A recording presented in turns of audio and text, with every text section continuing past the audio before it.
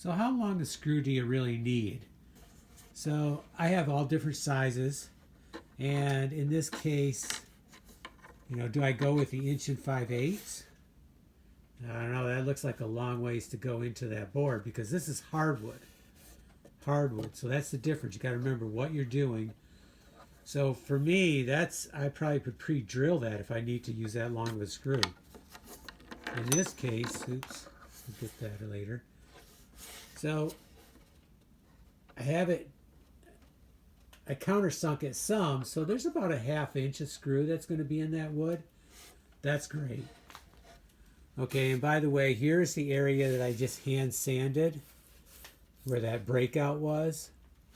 So I think it's going to look great.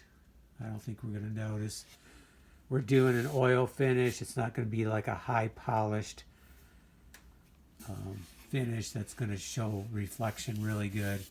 It's more of a matted finish. Okay, so screw length, something to consider. Hardwood, softwood, what type of hardwood? This is a hardwood right here. It's a cherry, it's tight grain. Do not need as long of a screw. If you do use a long screw, pre-drill it. Okay. It's going to be a beautiful piece of wood.